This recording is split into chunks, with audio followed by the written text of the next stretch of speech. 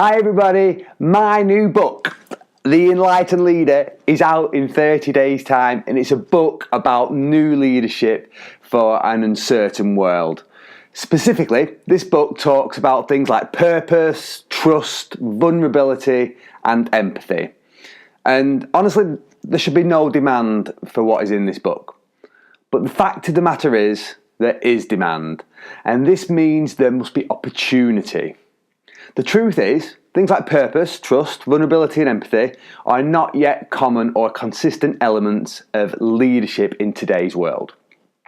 But they should be.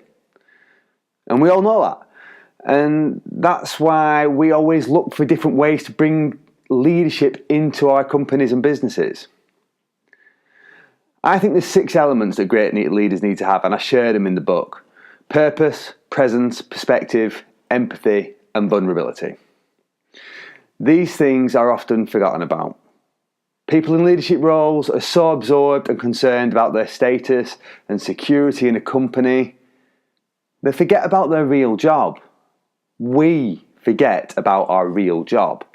The real job of a leader is not about being in charge. It's about taking care of those who follow us. And I've said, this is something that's overlooked. I think this is something we consistently fail to train leaders for, fail to train ourselves for. You know, I mean, when I first started my career, it was in sales, and I was solely responsible for making sales. I was given loads of training on sales, and I worked hard. And soon I got good at my job, and I got promoted. And then I got promoted again. And suddenly, I was in charge of the people who did the job that I used to do. I was responsible for the people who did the job, with my only qualification being that I used to be good at that job that the people that I'm in charge of now do.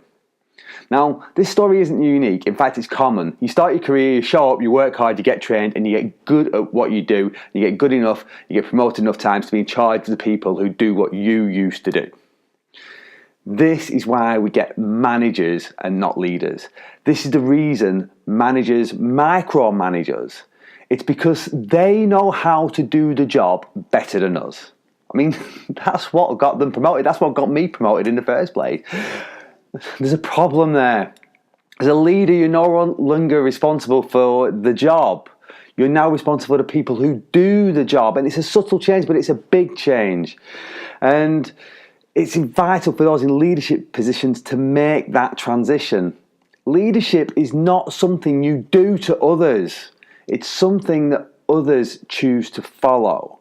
If we truly want to understand leadership, we have to understand why people choose to follow. And, you know, when you ask the question, why do you follow a leader?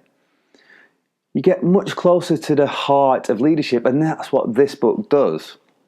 Great leadership is not something we can avoid anymore. We all know what great leadership should look like, and we know what it should feel like, because we all have been followers. So the secret's out. We know what it takes to follow. We know what we need from a leader to be our most engaged and our most productive.